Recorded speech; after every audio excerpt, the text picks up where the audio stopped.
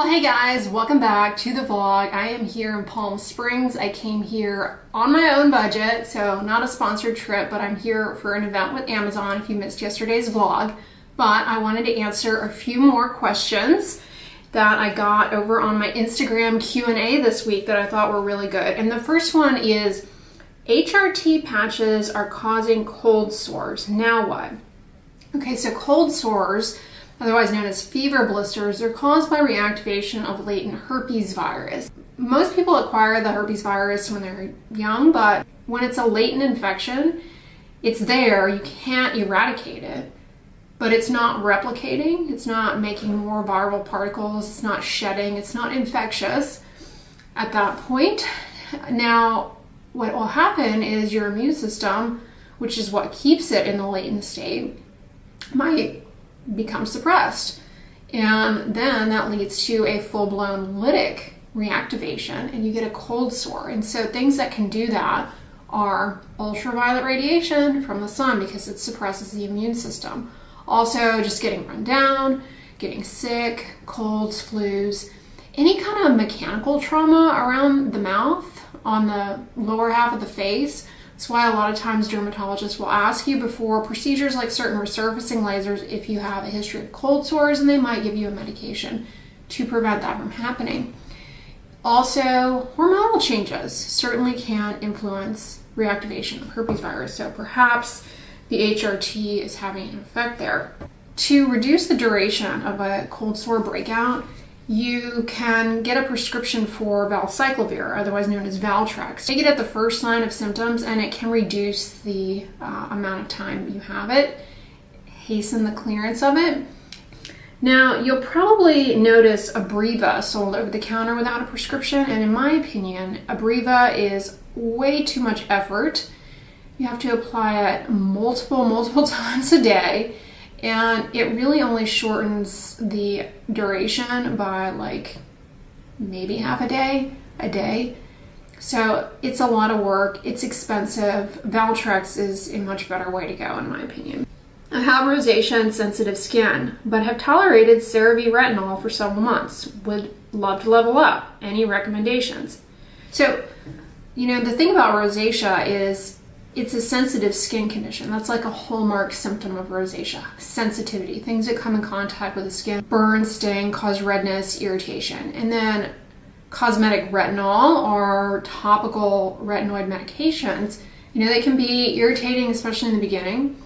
And so people who have rosacea, they don't always tolerate a topical retinol or a topical prescription retinoid medication. They can't handle that irritation period, right? But some do. And there are a variety of strategies to introduce either the cosmetic or the medication versions, right? And I have videos detailing how to do this. So it's not off the table at all if you have rosacea, and in fact, it can help rosacea, especially if you have papulopustular rosacea, the little bumps that look like pimples and the bumps that are full of pus. Topical retinoid, or even a cosmetic retinol potentially, can reduce the abundance of those. Cosmetics can make the claim to treat rosacea, but a topical retinoid medication used off-label, because they're not FDA approved for rosacea, can actually be a game changer. Not to mention, they also help improve barrier integrity, which is a key aspect of rosacea pathogenesis. They have an impaired barrier, so irritants get in more readily, they have heightened sensitivity, hyper-responsiveness, and so a topical retinoid can improve barrier integrity and reduce symptoms ultimately, as well as reduce the formation of the papules and pustules. The big question is, can you, the individual with rosacea, handle it? Sounds like in this case, this individual handles the cosmetic retinol. CeraVe has 2 retinol serums, both of them are great. One's in a purple bottle and one's in a blue. One has niacinamide and licorice root, and I think the other one maybe doesn't have licorice root. I can't remember. It's like the retinol is the same between the two, okay? It's like there's one other ingredient in one that the other one doesn't have. Regardless, those are great retinols. Now, if you tolerate that and you're looking for something that might be more of a medication, that you would tolerate that could potentially be maybe more effective than a cosmetic at actually reducing symptoms further and reducing the papules and pustules, something that, you know, is a little bit more, has a little bit more substance above and beyond what cosmetics can claim to do. Then, you know, tretinoin has been around the longest. It's one of the more irritating. Tazarotene is also pretty irritating. That being said, there are newer vehicles for both tretinoin and tazarotene that are better tolerated. For example, Altreno lotion, hyaluronic acid, and also collagen, which are moisturizing ingredients and help to improve tolerability of tretinoin in that Altreno formulation. But then, you know, you have adapalene also, which is over the counter here in the US, FDA approved, of course, for the treatment of acne. Generally very mild as far as the side effects of irritation, and could be helpful for sure for reducing papules, pustules, and potentially even the symptoms of rosacea related to barrier issues. What are your recommendations for SPF containing niacinamide? Okay, there's no shortage of options here, right? You just have to read ingredients, you know, and you'll find a sunscreen with niacinamide. Niacinamide is what is carrying the industry. You know, I'm here at an Amazon event and they have a variety of skincare brands here, you know, talking about their products, and I'm sitting there going, well, you know, a lot of that is just the niacinamide in there, which is a great ingredient, but you can only sing the praises of it and sell it so many ways, and so then brands have to add other things to kind of grab people's attention, and people see benefit. It's like, yeah, you see benefit probably because of the niacinamide. And I say that not to say that the other ingredients, you know, I know I'm going on a tangent, but this is important. Not to say that the other ingredients in a product are not doing anything, but niacinamide, as far as a cosmetic ingredient, okay, we're not talking curing cancer here. All right, as far as a cosmetic ingredient that you apply to the skin for benefits, it's one of the more well-studied cosmetic ingredients out there as far as stuff that has been used in clinical studies. Again, we're not talking about robust randomized control trials here that you would use to, you know, approve a cancer treatment or anything, but in the landscape of what is available for cosmetics, you have a lot more research on topical niacinamide than many other ingredients. And it really can be beneficial provided you tolerate it. Okay, so to answer the question, there are many, okay? Like a lot of sunscreens I use have niacinamide. Pretty much, I would say 80% of the Korean brands put niacinamide in their sunscreens. That's just off the top of my head estimate, okay? So don't come here and be like, oh, I surveyed 300 Korean sunscreens and it's actually only 65% Dr. Dre.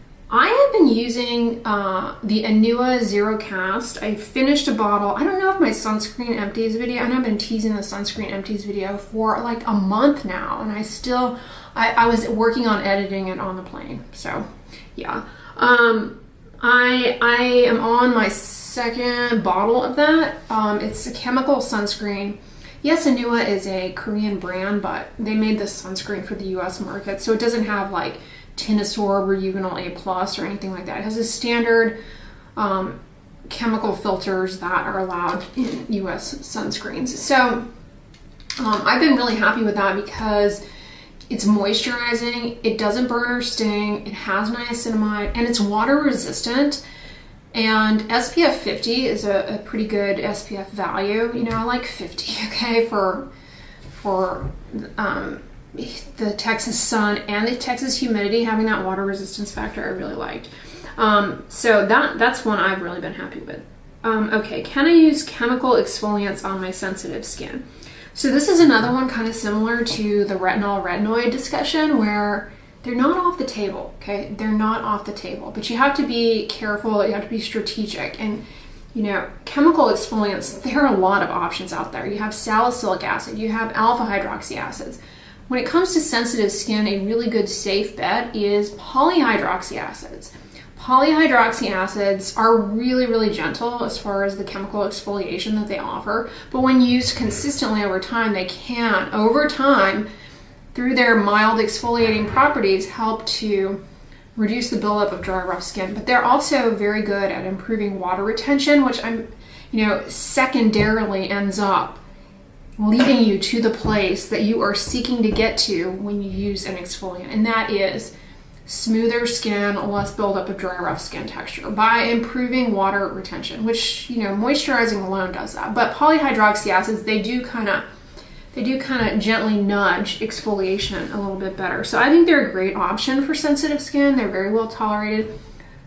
But outside of that category, if you go into the alpha hydroxy acids, look at mandelic acid, because mandelic acid is also pretty gentle and pretty well tolerated. I have a video on mandelic acid, and I specifically bring it up too in another video I have about introducing a chemical exfoliant when you are already using a retinoid.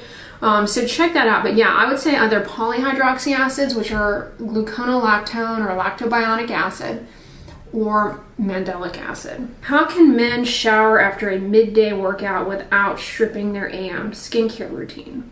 Okay, so I think there's this idea, this misconception that the skincare that you put on in the morning, it's gotta stay on the skin all day in order for you to get the benefits. And that if you wash your face, you take a shower in the afternoon, you're gonna rinse it all away.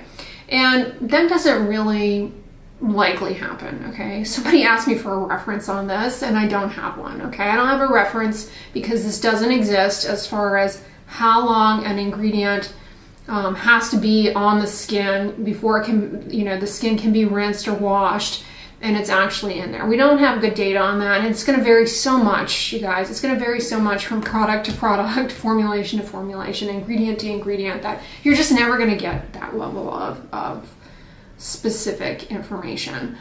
But it's just very unlikely that what you put on in the morning, as far as like your vitamin C actually it doesn't wash off of the skin. Once it gets in, it does, it has a depot effect, so it's there within the skin, and you can't wash it off. So, and likely the same it holds true for other antioxidants, I would imagine, as well. But all that to say, if you decide you want to take a shower in the middle of the day, in the afternoon, like you went to the gym or whatever, you don't really have to worry about washing your chemical exfoliant off and needing to reapply it. You don't need to do any of that, okay? It's just not practical or necessary because the ingredient has made its way down into the stratum corneum at that point. And anything, that's going to be rinsed off probably was never going to get into your skin in the first place. Now, when it comes to taking a shower in the middle of the day, I get it. Like, I wouldn't necessarily want to wash off like my makeup per se if I felt like I needed to take a shower. So you can actually just take a body shower and not get your head under the water. And the best way to do that is to get yourself one of those handheld detachable shower heads. Anybody can put them on. They're really easy. It doesn't matter if you're living in an apartment. They're pretty inexpensive, and they're great for that. Not only are they great for just showering like the lower half of your body, they're also really great when you do wash your hair for getting the shampoo out really efficiently. Like if you just stand under the shower nozzle with it above your head, a lot of it runs down, right? I've run into this trap myself, no pun intended. Runs down, and it can easily get trapped. The shampoo residue and stuff collect in the ears, and the next thing you know, that's not getting rinsed off, and you end up with an ear eczema related to shampoo left behind on the skin. So I love it for that. And also an added perk is it makes it a lot easier to clean your shower walls, because you spray whatever it is, or you use whatever cleaner you're going to put on there, and then to rinse that off, you just take, I'm telling you, game changer. So that would be what I would suggest.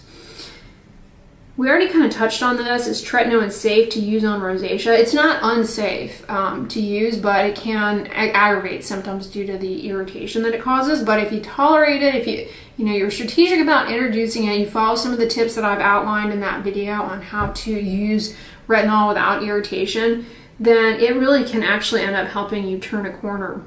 How to get rid of under eye milia. Okay, so milia can be removed in office with extraction. I don't suggest trying to extract your own milia due to the risk of scarring. But there's not really a cream that will remove them. Topical retinoids may to a certain extent help hasten the clearance of them, although those can be pretty irritating under the eye.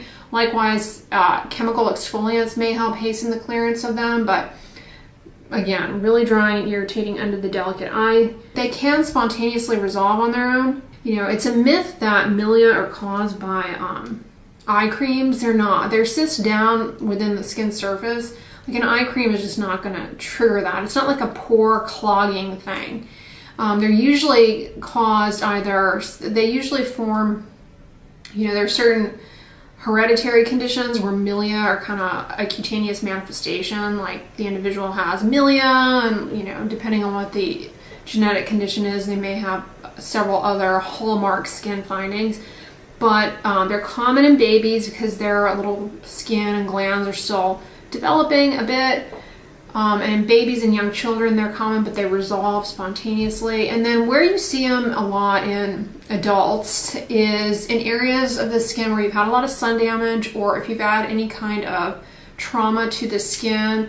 They can happen as a side effect, for example, of a burn, or of even a chemical peel, or a resurfacing laser treatment, dermabrasion. Because there is the potential to injury to the deeper layers of the skin, and then that kicks off some sort of impetus for them to form. So that's really where you see them. Like, you'll see them in areas that have had a lot of sun damage because there's damage to the deeper layers of the skin. Also, if you've been using a potent topical steroid for a prolonged period of time because it thins the skin with long-term uninterrupted unsupervised use, you can get milia as well. But eye creams, moisturizers, skincare products don't cause milia. Can you share the Cica gel that you use around the eyes? Okay, so it's the La Roche-Posay Cicaplast gel, not the balm. But I also love the balm for like dry, flaky skin. Anyway, the gel is a glycerin skin protectant, and I love to use it around my eye area because it's a protectant, and eyelid skin is a lot more vulnerable to dryness and irritation for a few reasons. First of all, it's delicate skin. Second of all, the shape of your eye and the way your eyelid skin behaves when you blink, the muscles around the eye contract in this like accordion-like fashion, which really kind of brings any dust, literally, or allergens or anything that have settled on the eyelid area, the eyelashes, you know, kind of fluff up there a bit, onto the skin and really drive it in even more. Plus, rubbing the eyes, you just kind of over time rub it in. So what the glycerin skin protectant does is literally protect the skin from irritating stuff getting in, and it helps with retaining water in eyelid skin. So the results: less eyelid irritation, smoother skin around the eyes, including the crow's feet area, because I do put it out here. You know, it's not going to get rid of deep wrinkles or anything like that, but it will diminish those little fine lines that are mostly related to dry skin. Because it hydrates, so it hydrates and protects simultaneously. Because it does that, I also get this under eye brightening effect with it.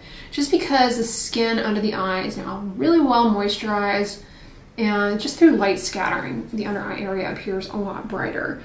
And it's very gentle. I've gotten some comments though from people in other countries who say that their version of La Roche-Posay Cicaplast gel specifically says not to use it around the eyes.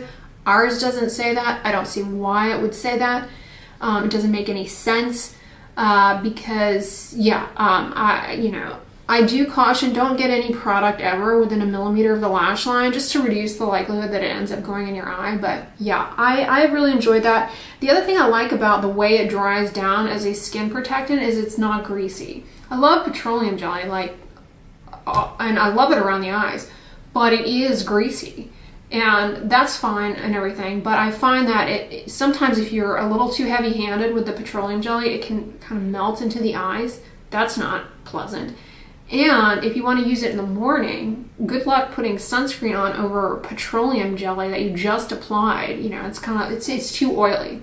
The glycerin skin protectant, I find it kind of sinks down and films to reduce that water loss, but the surface of the skin is amenable to applying products without them pilling up or anything like that.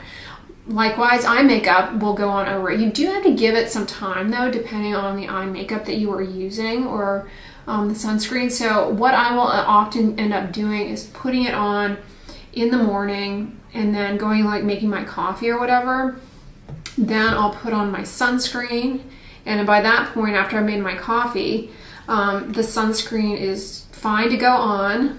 And then I do some work. I kind of get dressed and everything. I don't put my makeup on. Honestly, there's usually about this is just my routine. It's not some like vetted time that you must wait. But it's usually at least an hour of me getting work done in the morning, you know. It's usually at least an hour before I actually get ready to put on makeup, because I have to have my coffee. It's a weird routine. I have to do my skincare. Then I have to drink my coffee. Then I have to put on my makeup. I can't put my makeup on without coffee. I don't know why. Speaking of which, I'm here at this Amazon event and I snagged 4 free, these were gifted, not 1, but 2 of the Maybelline Colossal Bubble Mascaras. I got the Very Black, which I've tried before, that I got at Ulta World, also gifted to me. And I also got to try the waterproof. I don't usually do waterproof, but I'm thinking I might like giving this a try. I usually don't do waterproof just because it's like an extra layer of complexity, but I really have liked this. If you've been here for a long time, like one of my all-time favorite drugstore mascaras is the Maybelline Colossal. Haven't used it in years though, because I'm kind of a mascara flirt. Like I make the rounds when it comes to mascaras. Drugstore, like I'm currently using the Charlotte Tilbury Pillow Talk Push-Up Lash, and that's great. But actually what I brought on this trip and have been using is the L'Oreal Telescopic Mascara. This has become, I don't know if you guys can see it because it's trying to focus on all sorts of things. This has become like a drugstore mascara favorite, because this is really good for those long spidery lashes, whereas the bubble gives a little bit more girth plus length to the lashes. So it's kind of all in what you want, but I